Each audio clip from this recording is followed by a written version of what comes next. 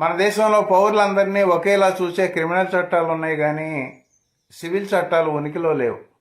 Criminal చట్టాలంటే దొంగతనం చేయడం, దాడి చేయడం, లేదా హత్య చేయడం, లేదా మానభంగం చేయడం, ఇటువంటి నేరాలని క్రిమినల్ చట్టాల పరిధిలో విచారించడం జరుగుతుంది.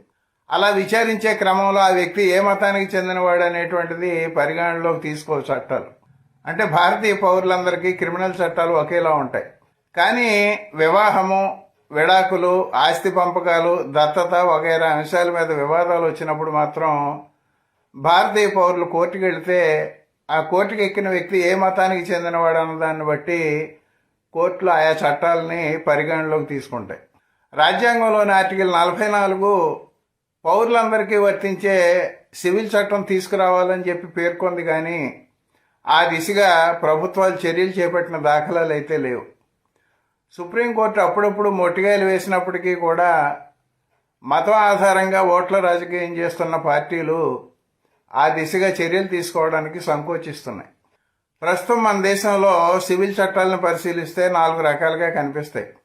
హిందూ సివిల్ చట్టము, క్రైస్తవ సివిల్ చట్టము, ముస్లిం సివిల్ చట్టము, పార్సీ సివిల్ చట్టము. హిందూ వివాహ చట్టంలోని సెక్షన్ 2 ప్రకారం సివిల్ విషయాల దగ్గరికి వచ్చేటప్పటికి ఏ వ్యక్తి అయినా, అంటే ఏ భారతీయ పౌరుడైనా ముస్లిం కాకపోతే, క్రైస్తవుడు కాకపోతే, పార్సీ కాకపోతే వాళ్ళందరూ కూడా తప్పనిసరిగా హిందూ వివాహ చట్ట పరిధిలోకే వస్తారు. అంటే సివిల్ విషయాల్లో సిక్కులు కానీ, బౌద్ధులు కానీ, ఆర్య సామాజికులు కానీ, నాస్తికులు లేదా హేతువాదులు కానీ, లేదా మరే శాఖకు చెందిన వాళ్ళైనా వాళ్ళందరూ కూడా ప్రస్తుతం అమల్లో ఉన్న సివిల్ చట్టాల ప్రకారం హిందూ చట్టాల పరిధిలోకే వస్తారు. ఇప్పుడు నేను ఈ వీడియోలో ప్రత్యేకంగా మాట్లాడదలుచుకున్నది ముస్లిం వ్యక్తిగత శాసనాల చట్టం 1937 గురించి. ఆ చట్టం ప్రకారం ముస్లింలు ఎవరైనా పెళ్లి చేసుకోదలిస్తే నలుగురిని చేసుకునే వెసులుబాటు ఉందన్నది మన అందరికీ తెలుసు. మనందరికీ తెలిసింది నలుగురిని చేసుకోవచ్చనే, కానీ దాని నేపథ్యం ఏమిటో చాలా మందికి తెలియదు. మహమ్మద్ ప్రవక్త జీవించి ఉన్న రోజుల్లో ఎడారి ప్రాంతాల్లో చాలా తెగలు ఆధిపత్యం కోసం పోరాటం చేసుకునేవి. ఇప్పుడు ఆయిల్ నిల్వలు బయటపడిన కారణంగా చాలా ఎడారి దేశాలు సంపన్న దేశాలుగా మారాయి, కానీ మహమ్మద్ ప్రవక్త జీవించి ఉన్న రోజుల్లో అవన్నీ వెనకబడిన దేశాలు. అప్పట్లో ఆధిపత్య పోరు కోసం తెగల మధ్య జరిగే యుద్ధంలో పురుషులు మరణిస్తే ఆ మరణించిన పురుషుల యొక్క భార్యలు విధవరాళ్లుగా ఉండేవారు. అప్పట్లో బహుభార్యత్వం ఉన్నప్పటికీ కూడా మహమ్మద్ ప్రవక్త నలుగురిని మించి చేసుకోవద్దనే ఒక నిబంధన పెట్టడం జరిగింది. వాయు వరుసల విషయానికి వస్తే అప్పట్లో చాలా నిబంధనలు ఉండేవి. ఆ నిబంధనలు కొన్ని ఎప్పటికీ కొనసాగుతున్నప్పటికీ కూడా చట్టపరంగా చూస్తే అప్పుడు ప్రవక్త ఆమోదించినటువంటి అంశాలని ఇవాళకి కూడా మతం పేరు మీద నలుగురిని చేసుకోవడానికి అవకాశం ఉంది అనే భావన కొనసాగుతూనే వస్తుంది. నిజానికి ఈవేళ మనం విజ్ఞాన యుగంలో జీవిస్తున్నాం, నాగరిక యుగంలో జీవిస్తున్నాం. దానికి తగ్గట్టుగానే చట్టాలను మార్చుకోవాల్సిన అవసరం ఉంది. సుమారు 100 సంవత్సరాల క్రితం ఉనికిలోకి వచ్చిన ముస్లిం చట్టాల్లో ఈ విషయమై ఇప్పటికి కూడా ఏ రకమైన మార్పులు జరగలే. చట్టం విషయానికి వస్తే మన దేశంలో ఉన్న ముస్లింలందరూ కూడా సున్నీలుగా పరిగణించబడతారు. సున్నీ షియా వివాదం సంగతి బహుశా చాలా మందికి తెలిసే ఉంటుంది. షియాలు అంటే మహమ్మద్ ప్రవక్త కుటుంబ వారసత్వాన్ని అధినాయకత్వంగా అంగీకరించేవాళ్ళు, మత గురువులుగా అంగీకరించేవాళ్ళు. సున్నీలు అంటే వాళ్ళ ఆధ్యాత్మిక జ్ఞానాన్ని బట్టి మహమ్మద్ ప్రవక్త కుటుంబంతో సంబంధం లేని వాళ్ళు అయినప్పటికీ కూడా మత గురువులుగా ఆమోదించే వర్గం. మన దేశంలో ఉన్న వాళ్ళని అందరినీ చట్టాలు సున్నీలుగా గుర్తించినాయి. ఎవరైనా నేను సున్నీ కాదు అని చెప్పదలుచుకుంటే వాళ్ళు ఎలా షియా అయ్యారో రుజువు చేసుకోవాల్సిన బాధ్యత వాళ్ళ మీదే ఉంటుంది.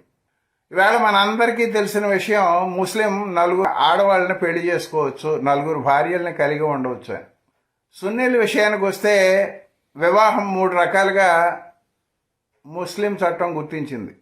1 చెల్లుబాటు అయ్యే వివాహాలు, 2 చల్లని వివాహాలు, 3 అపసవ్య వివాహాలు. చెల్లుబాటు అయ్యే వివాహాలంటే నిషిద్ధ బంధుత్వం లేకుండా 4కి మించకుండా చేసుకున్న పెళ్లిళ్ళు చెల్లుబాటు అయ్యే పెళ్లిళ్ళు. నిషిద్ధ బంధుత్వంలో చేసుకున్న పెళ్లిళ్ళు చల్లని వివాహాలు అవుతాయి. అలా కాకుండా చెల్లుబాటు అయ్యే వివాహాల పరిధిలోకి వచ్చినప్పటికీ కూడా నలుగురిని మించి పెళ్లి చేసుకున్నట్లయితే అవి అపసవ్య వివాహాలు అవుతాయి.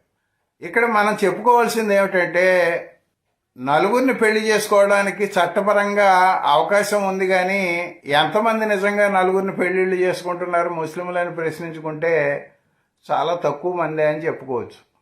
అయినప్పటికీ చట్టపరంగా ఈవేళ కూడా నలుగురిని పెళ్లి చేసుకోవడానికి అవకాశం ఉందంటే తప్పనిసరిగా తప్పు పట్టాల్సిన అవసరం. సివిల్ చట్టాల విషయంలో మా మతానికి అనుగుణంగానే చట్టాలు ఉండాలని చెప్పి స్టేట్మెంట్లు ఇస్తున్న మత గురువులు ఎవరు కూడా క్రిమినల్ చట్టాలు కూడా మా మతం ఆధారంగా తీసుకురండి, మరణశిక్షలు విధించేవి, తల నరికేవి, చేతులు నరికేవి, కాళ్ళు నరికేవి ఆ చట్టాలను తీసుకురండి అని చెప్పి వాళ్ళు ఎవరూ అడగరు. ఎందుకంటే క్రిమినల్ చట్టాలు మతం ఆధారంగా తీసుకొస్తే అవన్నీ చాలా క్రూరంగా ఉంటాయని చెప్పి మన దేశంలో ఉన్న ముస్లింలకు కూడా తెలుసు. కానీ సివిల్ చట్టాల విషయంలో పౌరులందరికీ వర్తించేలాగా చట్టం తీసుకురావాలంటే మాత్రం ముస్లింలు వ్యతిరేకిస్తున్నారు. మనం ఆధునిక కాలానికి అనుగుణంగా మారాల్సిన అవసరం ఉంది.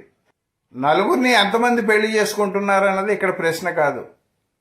నలుగురిని పెళ్లి చేసుకోవడానికి ఈవేళ కూడా చట్టాలు అనుమతించడం ఎంతవరకు సమంజసం అనేది ప్రశ్న. ఇక్కడ చూసుకున్నట్లయితే అపసవ్య వివాహాలు కూడా కొన్ని సందర్భాల్లో చెల్లుబాటు అయ్యే వివాహాలుగా మారుతాయి. ముస్లింలు నలుగురిని మించి పెళ్లి చేసుకుంటే, ఉదాహరణకి 5వ భార్యను చేసుకుంటే అది చెల్లుబాటు అయ్యే బంధుత్వంలోంచి స్వీకరించిన భార్య అయినప్పటికీ కూడా వాళ్ళు 5వ వివాహం అపసవ్య వివాహంగా గుర్తింపు పొందినప్పటికీ కూడా ఆ 5వ భార్యకు పుట్టిన పిల్లలందరికీ ఆ కుటుంబంలో వారసత్వ హక్కులు వస్తాయి చట్టం ప్రకారం. ఈ నలుగురు భార్యల్లో ఎవరికైనా ఆ వ్యక్తి గనక తలాక్ చెప్పి విడాకులు ఇచ్చినా, లేదా నలుగురు భార్యల్లో ఏ భార్య అయినా మరణించినా అపసవ్య వివాహం పేరుతో, అంటే చెల్లుబాటు కాని, ఒక రకంగా చూస్తే చెల్లుబాటు కాని వివాహమే అది అపసవ్య వివాహం అంటే అచ్చంగా చెల్లుబాటు కాని వివాహాల్లో నిషిద్ధ బంధుత్వాన్ని చేర్చారు కాబట్టి దీన్ని అపసవ్య వివాహం అంటున్నారు. ఆ నలుగురు భార్యల్లో ఒకరు మరణించినా, ఒకరికి విడాకులు ఇచ్చినా 5వ భార్య కనుక ఉన్నట్లయితే అపసవ్య వివాహం ద్వారా వచ్చిన 5వ భార్య చెల్లుబాటు అయ్యే వివాహాల పరిధిలోకి వచ్చి 4వ భార్యగా మారుతుంది. ఈ ధోరణిని ఆధునిక యుగంలో కూడా కొనసాగించడం ఎంతవరకు సమంజసం అని ముస్లిం మిత్రులు కూడా ప్రశ్నించుకోవాలి. నిజానికి ఈవేళ బహుభార్యత్వం చట్టపరంగా ఆమోదించబడిన అంశం అయినప్పటికీ కూడా బహుభార్యలను చేసుకోవడానికి తగినంత జనాభా ఆడవాళ్ళలో ఈవేళ లేరు, ఏ మతంలోకి పోయి చూసినప్పటికీ కూడా. ఆ రోజుల్లో ఎంతమందినైనా చేసుకునే అవకాశం ఉన్న రోజుల్లో నలుగురికి పరిమితం చేయడం మహమ్మద్ ప్రవక్త తీసుకున్నటువంటి ఒక మంచి నిర్ణయం కావచ్చు. కానీ అదే నిర్ణయాన్ని ఈవేళ వరకు కూడా కొనసాగిస్తూ చెల్లుబాటు అయ్యే వివాహాలతో పాటు అపసవ్య వివాహాలను కూడా చేసుకునే వీలుండడం ఏ మేరకు సమంజసత్వం? దీన్ని మార్చుకోవాల్సిన అవసరం లేదా? పౌరులందరికీ వర్తించేలాగిన ఏ మత ప్రమేయం లేకుండా ఈవేళ మన దేశంలో సివిల్ చట్టాన్ని తీసుకురావాల్సిన అవసరం లేదా అన్నది ప్రశ్నించడం కోసమే ఈవేళ నేను ఈ వీడియో చేయడం జరిగింది. క్రైస్తవ వివాహ చట్టం కూడా ఎప్పుడో 1872లో వచ్చింది. దాన్ని ఈవేళ కూడా మనం కొనసాగిస్తున్నాం. అంటే 150 సంవత్సరాల క్రితం వచ్చిన చట్టాన్ని మనం యథాతథంగా ఈవేళకి కూడా ఆమోదిస్తున్నాము అంటే కాలానుగుణంగా చట్టంలో మనం తగినన్ని మార్పులు తీసుకురాలేకపోతున్నామని అర్థం. ముస్లింలు కూడా విడాకులు ఇచ్చే పద్ధతిలో చట్టాల జోక్యం కంటే వ్యక్తిగత జోక్యమే ఎక్కువ ఉండేలాగున ఈవేళ విడాకుల పర్వం కొనసాగుతోంది ముస్లింల్లో. అది కూడా ప్రశ్నించదగ్గ అంశమే. బహుభార్యత్వాన్ని ఎప్పటికైనా నిషేధించాల్సినటువంటి అవసరం ఉంది. ఎంతమంది చేసుకుంటున్నారు, ఎంతమంది చేసుకోవడం లేదన్నది ప్రశ్న కాదు. మనం బతుకుతున్న కాలానికి అనుగుణంగా చట్టాలు ఉన్నాయా లేవా అన్నదే ప్రశ్న.